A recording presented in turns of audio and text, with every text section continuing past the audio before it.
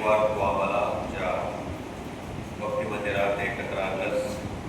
तुझी स्तुती आराधना, तुझ्या वचनाचं प्रवचन ऐकून त्याप्रमाणे प्रभू राहण्यासाठी तू आम्हाला एक वेळ दिलीस, शिकण्यासाठी संधी दिलीस. उपकार आता एक प्रभुत्व आमचा ताप आहे येशूच्या नावाने. आज पेंटेकॉस्ट नंतरचा 9वा रविवार आहे आणि विषय आहे देवाचा करार आणि ऐक्य निर्माण करणारी ख्रिस्ताची शांती. देवाचा करार आणि ऐक्य आमच्यामध्ये निर्माण करणारी जर काय गोष्ट असेल तर ती ख्रिस्ताची शांती आहे. कारण आज हे जग धार्मिक, सामाजिक, आर्थिक आणि राजकीय दृष्ट्या देखील विभागलं गेलेलं आहे. आणि अशा या विभागल्या गेलेल्या, विखुरल्या गेलेल्या स्थितीमध्ये ख्रिस्ताची एक महायाजक, हाय ख्रिस्ट म्हणून त्यांनी ही जी प्रार्थना योनाचं शेवटपण 17व्या अध्यायात केलेली आहे ती फार महत्वाची आहे. अतिशय उच्च दर्जाची अशी ही प्रार्थना आहे. त्याच्याकडे आपण लक्ष देत नाही जास्त करून, परंतु अतिशय महत्वाची ही प्रार्थना आहे. कारण या प्रार्थनेमध्ये प्रभू येशू ख्रिस्ताने पिता, पुत्र आणि मंडळी किंवा जे त्याचे शिष्य आहेत यांच्यामध्ये ऐक्य असावं यासाठी परमेश्वराजवळ त्याने प्रार्थना केलेली आहे. ही ऐक्याची हाक जी आहे येशू ख्रिस्ताने दिलेली ही फक्त ॲग्रीमेंटसाठी, कव्हनंटसाठी किंवा करारासाठी नाही, एकत्र मंडळीने यावं आणि राहावं यासाठी नाही, तर आम्ही एकमेकांवर प्रीती करावी. आमच्या समोर एक देवानं जे ध्येय दिलेलं आहे ते ध्येय पूर्ण करण्यासाठी आम्ही जगावे, यासाठी आमच्यामध्ये ऐक्य असणं, एकी असणं फार गरजेचं आहे. जे शास्त्रपाठ 4 आपल्यासमोर वाचण्यात आलेले आहे त्या 4 शास्त्रपाठावरून आपल्याला दिसतं की देवाचे मनुष्यासोबत असलेली जी करार आहे त्या कराराची पूर्तता प्रभू येशू ख्रिस्तामध्ये झालेली आहे.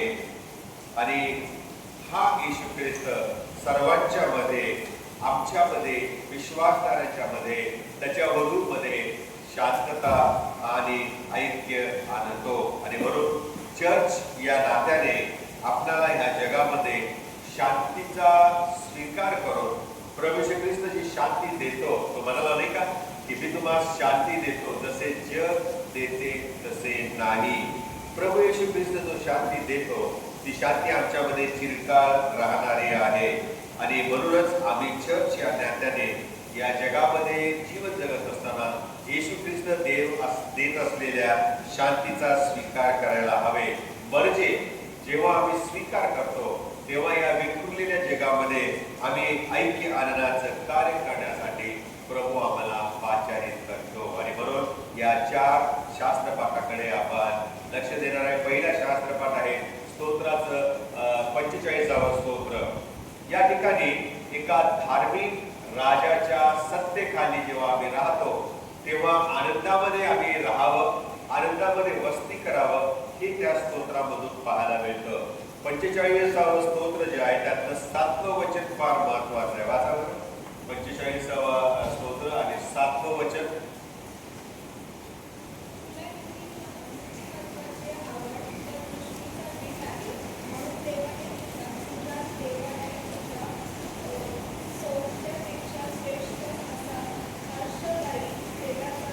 बरोबर. तुला नीतिमत्वाची आवड आणि दुष्टाईचा गीत आहे म्हणून देवाने तुझ्या सोबत्यापेक्षा श्रेष्ठ असा आनंदमय तेलाचा अभिषेक तुला केला आहे. हे स्तोत्र राजकीय स्तोत्र आहे प्रियानो. या ठिकाणी एका राजाचं वर्णन केलेलं आहे, त्याच्या अभिषेकाचं वर्णन केलेलं आहे. आणि अर्थातच या राजाच्या लग्नाविषयी, विवाहाविषयी अधिक वर्णन आपल्याला या 45व्या स्तोत्रामध्ये स्तोत्रकर्त्याने केलेलं आहे. प्रथेनुसार, ट्रेडिशन प्रमाणे हे स्तोत्र इस्रायलच्या राजा संबंधाने लिहिलेलं आहे, परंतु ते प्रतिकात्मक दृष्टीने आमच्या प्रभू येशू ख्रिस्ताला आणि त्याच्या सोबत विवाह करणाऱ्या त्याच्या मंडळीला, त्याच्या वधूला लागू होतं.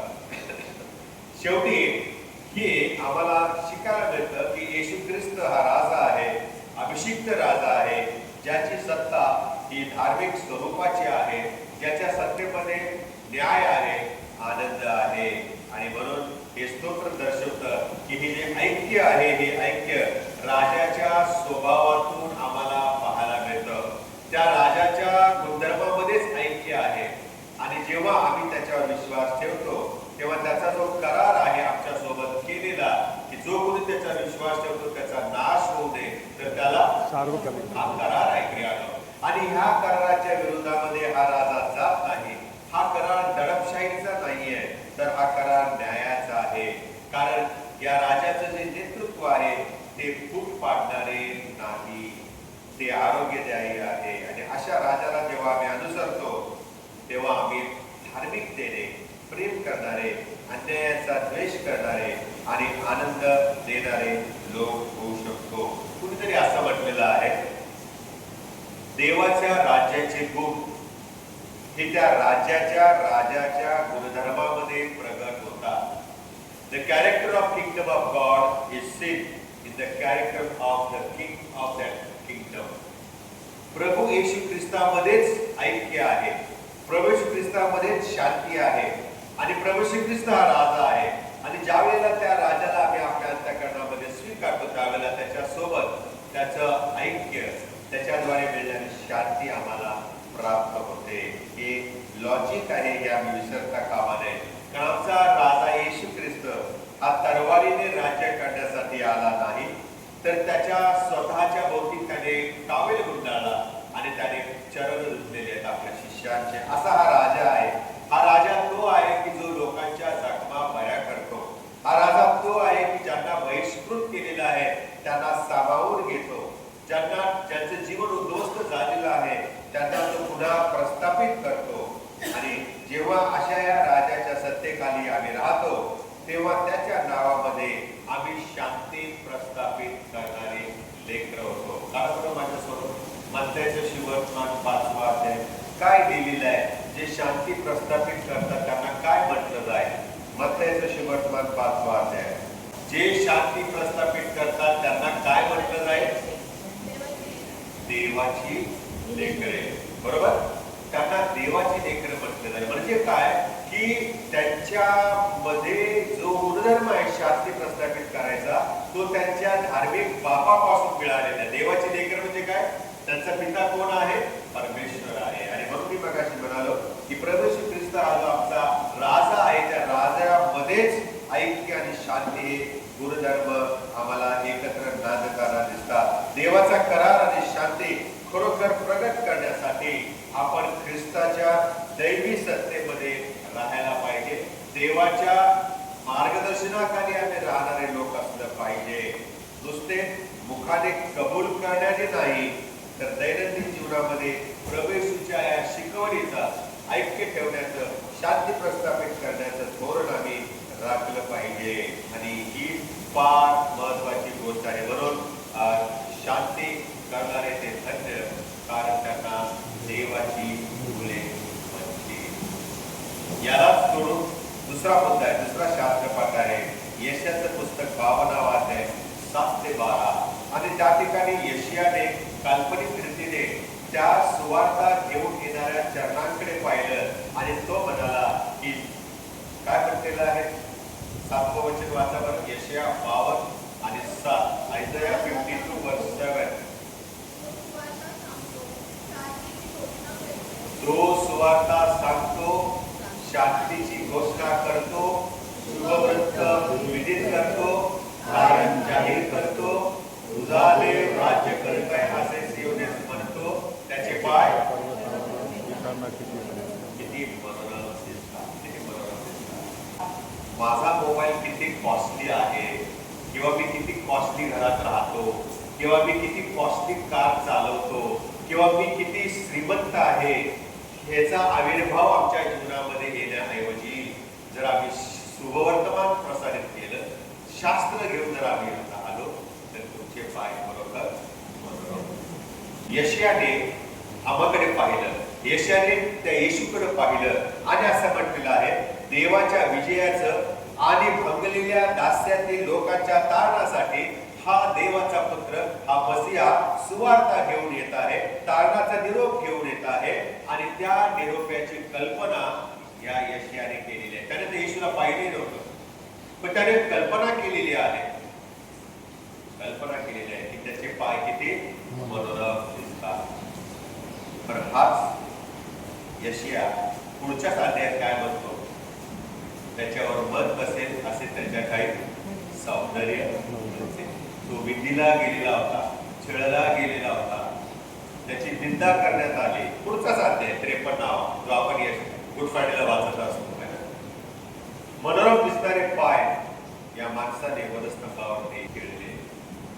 मनोरम पाय हे शांती देणाऱ्या सुवार्तिकाचं वर्णन आहे. ती शांती जी देवाच्या विश्वासू करारामध्ये कटिबद्ध राहते आणि मुळावलेली आहे. हा जो शास्त्रपाठ आहे यशाया 52 आणि 7 ते 12 हा भविष्यवाणी वजा शास्त्रभाग ख्रिस्ताच्या आगमनाची वाट पाहत आहे. यशाया म्हणतो की हा जो येत आहे सुवार्ता घेऊन, तो त्याचे पाय किती मनोरम दिसतात. भविष्यामध्ये येणाऱ्या शांतीच्या राजकुमाराविषयी जो सुवार्ता घेऊन येत आहे, तारणाची सुवार्ता घेऊन येत आहे, त्याच्याबद्दल हा शास्त्रपाठ आहे. शांती ही फक्त विरोध, झगडा आणि संघर्ष नष्ट करणारी नसते, तर शांती त्याला म्हणतात ज्याला आपण सुट्ट्यावर एकमेकांना भेटताना म्हणतो शालोम. शालोम म्हणजे ही सर्वसाधारण शांती नाहीये प्रिया, जिथे भांडण नाही, संघर्ष नाही, वादविवाद नाही, म्हणजे तिथं शांती आहे, असली शांती नाहीये.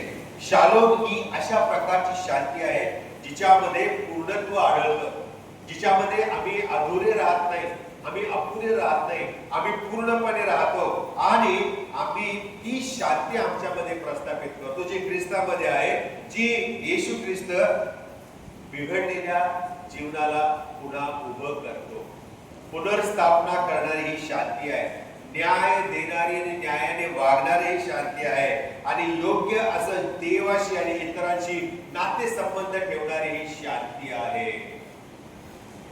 आणि म्हणून पुनरुत्थानानंतर शिष्य पळून गेले, घाबरले, बंद खोलीत त्यांनी कोंडून घेतलं. पण येशू ख्रिस्त त्यांच्या जवळ आला बंद दरवाजातून आणि काय म्हणाला, तुम्हाला शांती असो.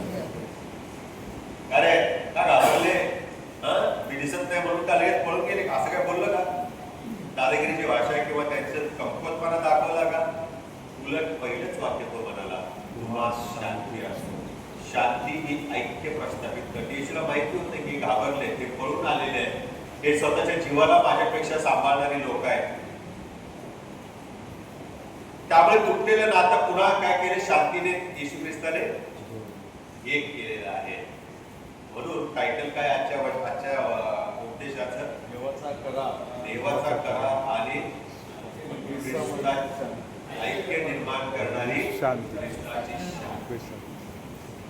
शालोम म्हणताना याचा अर्थ सगळे भांडण, सगळा तट्टा, सगळाच गैरसमज आता निघून टाकत आहे, काढून टाकत आहे आणि आम्ही पुन्हा एक होतो. आणि हेच आम्हाला या शास्त्रपाठामध्ये पाहायला मिळतं. आणि 1990 मध्ये तुम्हाला आठवत असेल, नेल्सन मंडेला यांना फार मोठ्या दीर्घकालीन अशा कैदेतून मुक्त करण्यात आलं.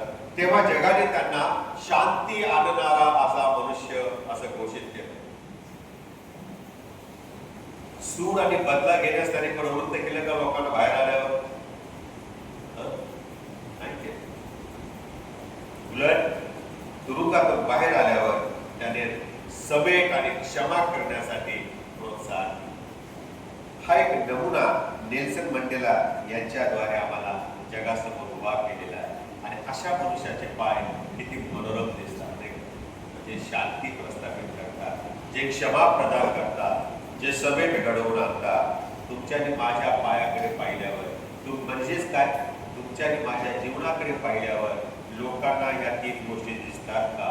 क्षमा करणारे, समेट करणारे, शांती प्रस्थापित करणारे, का भांडण लावून आग लावून देणारे? आमची प्रतिमा काय आहे आमच्या चर्चमध्ये, आमच्या घरामध्ये, आमच्या नातेवाईकांच्या मध्ये, आमच्या समाजामध्ये, आम्ही जिथे काम करतो तिथे हू आर वी, आम्ही कोण आहोत, हा प्रश्न परमेश्वर आम्हाला विचारतो.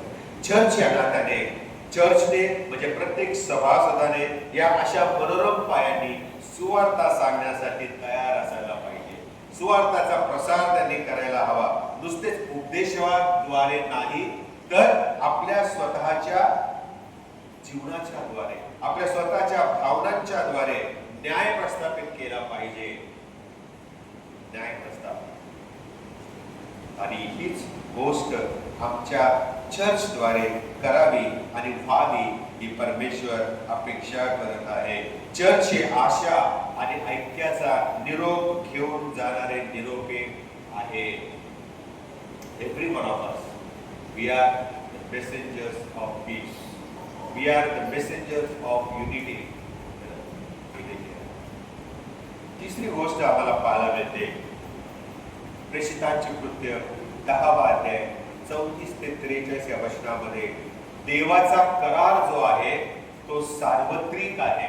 तो कोणा एका विशिष्ट राष्ट्रासाठी, विशिष्ट समूहासाठी नाही, विशिष्ट जागेसाठी नाही, तर तो युनिव्हर्सल आहे, सार्वत्रिक आहे. आणि म्हणून अशा या देवाच्या कराराच्या सार्वत्रिकतेचा स्वीकार आम्ही करायला हवं. नातेवाईकांनी चूक केली तर त्याला क्षमा करायची, पण इतरांनी चूक केली तर त्याला वेशीवर टाकायचं, असा जर गुणधर्म आपल्यामध्ये असेल तर तो वाईट आहे, ही चूक आहे. देवाचं वचन याला कधीही प्रोत्साहन देत नाही. देवाचा करार हा युनिव्हर्सल आहे, सर्वांसाठी आहे. 34 आणि 35 वचनाकडे आपण वळूया. तर काय म्हणतो, देव हा पक्षपाती नाही, हे मला ठाऊक आहे. देव हा दुजाभाव करत नाही. पेत्र त्याच्या भाषणामध्ये सुवार्त्या घालत आहे. भाषण करत असताना तो देवाचं गुणधर्म सांगत असताना देवाने आमच्यावर कशी प्रीती केलेली आहे, सर्वांसाठी प्रभू कसा आलेला आहे, आणि फक्त तो येवढ्यांसाठीच आलेला नाही, तर प्रभू येशूची शांती, प्रभू देवबापाचा करार मानवाबरोबर जो झालेला आहे तो येवढ्यांच्याही पलीकडे असलेल्या सर्व राष्ट्रांतील लोकांसाठी आहे. त्यामध्ये सर्व भाषा, सर्व वंश, सर्व लोक, सर्व जाती या येतात. त्या सगळ्यांच्यावर प्रभू प्रेम करतो. त्या सगळ्यांच्या बरोबर देवाने करार केलेला आहे. त्या सगळ्यांना तो शांती प्रदान करणारा परमेश्वर आहे. आणि हे ओळखण्यासाठी पेत्राला सर्व सीमा ओलांडाव्या लागलेल्या आहेत. बेबिंदिकपणे धाडसाने पेत्राने म्हटलेलं आहे की ख्रिस्ताची प्रीती, शांती निर्माण करणारं ख्रिस्त, ही जी ख्रिस्ताने आमच्यावर प्रीती केलेली आहे, त्याच्या प्रीतीमुळे आमच्यामध्ये जे ऐक्य आलेलं आहे त्या ऐक्याला आम्ही दुजोरा दिला पाहिजे. त्या येवद्यांसमोर बोलत असताना पेत्राला सगळे ट्रेडिशन्स, सगळ्या संस्कृती आणि धार्मिक अडकळणं बाजूला सारावी लागलेली आहे. कारण ख्रिस्त हा कोणा एका व्यक्तीसाठी किंवा समूहासाठी आला नाही, तर तो सर्वांसाठी आला. म्हणून योहान 3:16 मध्ये आम्ही म्हणतो, देवाने जगावर एवढी देवाने येवद्यांच्यावर एवढी प्रीती केली असं लिहिलंय का? देवाने इस्रायल राष्ट्रावरच प्रीती केली असं लिहिलंय का? नाही. देवाने जगावर एवढी प्रीती केलेली आहे. आणि हे मूलभूत प्रगतीकरण आहे देवाच्या प्रीतीचं ज्ञान. करार जो देवाने केलेला आहे हा सर्व समावेशक आहे, सर्व लोकांसाठी आहे. सगळ्या लोकांसाठी, जातीच्या, वंशाच्या, रंगाच्या, धर्माच्या, संस्कृतीच्या लोकांसाठी देवाने हा करार केलेला आहे. कारण देवाच्या कराराला सरहद्द नसते, देवाच्या कराराला सीमांची मर्यादा नसते. देव हा सगळ्या जगावर प्रेम करतो. आणि म्हणून चर्चने विविधतेमध्ये एकता, unity in diversity, unity in diversity, विविधतेमध्ये एकता, यासाठी साक्षीदार व्हायला हवे. सर्व भाषा, सर्व वंश, सर्व संस्कृती, सर्व भेदभाव ही आपण वधस्तंभाच्या पायथ्याशी ठेवली पाहिजे. प्रभूमध्ये या सगळ्या गोष्टी शून्य आहेत. ख्रिस्तामध्ये आपण एक कुटुंब आहोत. We are one family. जे विषय ते सर्व एक कुटुंब आहेत आणि म्हणून या ज्या सुवार्तेने आम्ही परमेश्वराबरोबर समेट केलेली असे लोक आहोत आणि म्हणून हीच गोष्ट येशूने म्हटलेली आहे. चौथा मुद्दा ख्रिस्ताची प्रार्थना. फार महत्वाची. शुभवर्तमान 17 अध्याय 11 ते 23. ख्रिस्ताच्या प्रार्थनेच्या ऐक्यामध्ये आपण राहायला पाहिजे. प्रभू येशू ख्रिस्ताने अनेक वेळा, मी ते वाचत असताना मोजलं नाही पण तुम्हाला मी हा गृहपाठ देतो, घरी गेल्यावर त्या शास्त्रपाठ वाचा. किती वेळा प्रभू येशू ख्रिस्ताच्या मुखातून एक हा शब्द आलेला आहे. जसा मी आणि तू एक आहेत तसे त्यांनी एक व्हावे. हा ऐक्याचा जो शब्द आहे हा किती वेळा या वचनाच्या मध्ये आलेला आहे पहा तुम्ही. म्हणजे ऐक्याला किती प्रभू येशू ख्रिस्ताने महत्व दिलेलं आहे. त्या गेत्सेमने बागेमध्ये दुःख सहनाच्या रात्री प्रभू येशू ख्रिस्ताने प्रार्थना चमत्कार व्हावा म्हणून केली नाही, विजय मिळावा म्हणून केली नाही प्रार्थना, तर त्याच्या शिष्यांच्या मध्ये ऐक्य असावे ही प्रार्थना. ही प्रार्थना. प्रभू ज्याच्यासाठी तुम्हाला पाठवलेस त्यांना मी सांभाळून ठेवलं. आता मी तुझ्याकडे येत आहे पण मी आल्यानंतर तुझ्याकडे हे पोरके होऊ नये, हे अनाथ होऊ नये, याची हे सैरा वैरा होऊ नये म्हणून त्यांच्यामध्ये तू काय कर, ऐक्य. जसा तू आणि मी एक आहोत तसे त्यांनी एक व्हावे. नुसते म्हणण्यासाठी आम्ही एक होऊ नये तर त्याच्या आणि पित्यामध्ये असलेल्या ऐक्याप्रमाणे ते ऐक्य आमच्यामध्ये असावं. जे मुळावलेलं आहे, रचिले गेलेलं आहे, ख्रिस्तामध्ये जे उभा आहे ते ऐक्य आमच्या मंडळीमध्ये असणं गरजेचं आहे. कारण जेव्हा आम्ही ऐक्याने उभे राहतो त्याचा अर्थ असा आहे की आम्ही देवासारखं ऐक्य नाही, देवामध्ये आम्ही एकरूप होत नाही किंवा सर्व गोष्टींनी सांगणे किंवा देणं असंही नाहीये, तर हे ऐक्य एक रहस्यमय ऐक्य आहे. It's a mysterious unity. ही एक गूढ आहे क्रिया. आम्ही वेगवेगळ्या व्यक्ती जरी असलो तरी विश्वासामध्ये आम्ही एक आहोत. आम्ही एका घरची आहोत, विश्वासधाऱ्यांच्या घरचे आहोत, ख्रिस्ताच्या कुटुंबातील एक सभासद आहोत आणि जे या कुटुंबात जन्मलेले आहेत त्यांना प्रियानो हे ऐक्य प्राप्त होतं, ही शांती प्राप्त होते. ते या देवाच्या कराराचा एक भाग होता आणि म्हणून हे ऐक्य, ही प्रीती आणि हे जे ध्येय आहे याच्यामध्ये आम्ही गुळावलेले, रचले गेलेले असलं पाहिजे, जेणेकरून जग आमच्यावर विश्वास ठेवेल. 1910 साली एडिनबरा या ठिकाणी मिशनरी परिषद झाली. फार मोठी परिषद झाली 1910 आणि जगभरातून वेगवेगळ्या मिशन कार्य करणाऱ्या संस्थातील मान्यवर मंडळी या सभेला, या परिषदेला उपस्थित होते आणि असं म्हटलं जातं की जागतिक ख्रिश्चन धर्मातील विविध पंथांच्या मध्ये ऐक्य निर्माण करणारी ही परिषद एक महत्वाची ठरलेली आहे. तेव्हापासून इक्युमेनिकल मूवमेंट चालू झालेली आहे. मंडळांनी एकत्र यावं ही मूवमेंट चालू झाली. येशूची ही जी प्रार्थना योहान 17 मध्ये लिहिलेली त्या प्रार्थनेनुसार सर्व विश्वासणाऱ्यांनी वेगवेगळ्या पंथामधील, पंथ म्हणजे ख्रिश्चन धर्मामध्ये पण जे पंथ आहेत, कॅथलिक आहेत, प्रोटेस्टंट आहेत, लुथरन आहेत, अमेरिकन आहेत, बॅप्टिस्ट आहेत, या सगळ्यांनी एक व्हावं याकरता ही मिशनरी परिषद कारणीभूत ठरलेली आहे. त्यामध्ये त्यांना एका गोष्टीची जाणीव झाली आणि ते लोक सगळे गुडघ्यावर आले, हातात हात घातले आणि त्यांनी कबूल केलं की जोपर्यंत आम्ही एक होत नाही तोपर्यंत आम्ही सांगत असणाऱ्या संदेशावर जग विश्वास ठेवणार नाही. आज लोक आमच्याकडे तेच म्हणतात, तुमच्यामध्ये कुठे ऐक्य आहे? तुम्ही पण तर विभागलेले आहेत, तुमच्यामध्ये पण तर कोर्ट केस आहेत, भांडणं आहेत, भेदभाव आहे, तट आणि खोटी आहेत. 1910 सालीच्या देवाच्या लोकांना ही जाणीव झाली की जर आपण एक होत नाही, एक होत नाही तोपर्यंत जग आम्ही सांगत असलेल्या सुवार्तेवर विश्वास ठेवणार.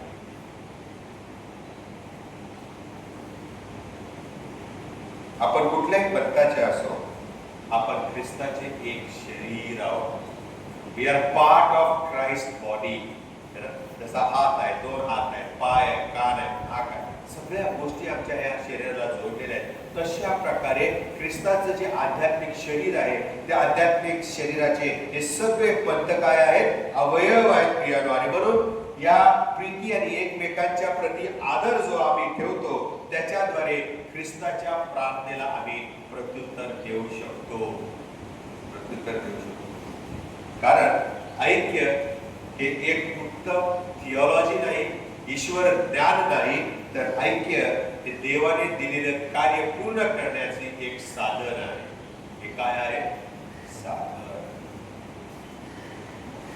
दुभगलेलं चर्च, एका मनाने सेवा आणि आराधना न करणारं चर्च कधी सुवार्तेचा प्रसाराचं काम करू शकत नाही, कधीच नाही.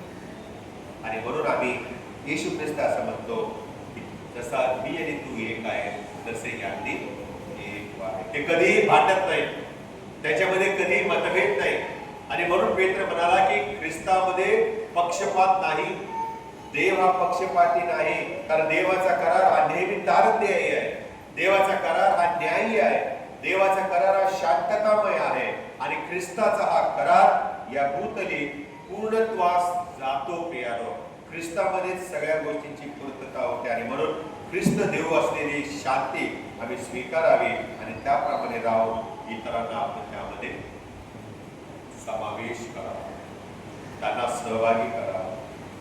आणि म्हणून यशामध्ये सापडणारे आढळणारे संदेष्टे, स्तोत्रामध्ये आढळणारा राजा, पेत्राच्या भाषणामध्ये आढळणारं ख्रिस्ताचं प्रेम, शांती आणि करार, आणि योहानातील येशूच्या प्रार्थनेमध्ये असणारं ऐक्य, या 4 गोष्टी प्रियानो शांतता प्रस्थापित करण्यासाठी फार बलवान आहे.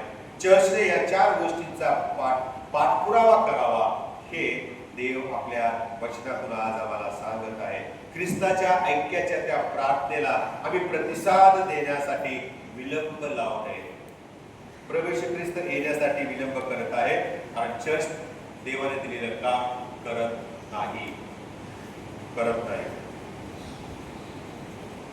आणि म्हणून आम्ही चर्च या नात्याने शांततेने जगण्याचा निर्णय घेऊया.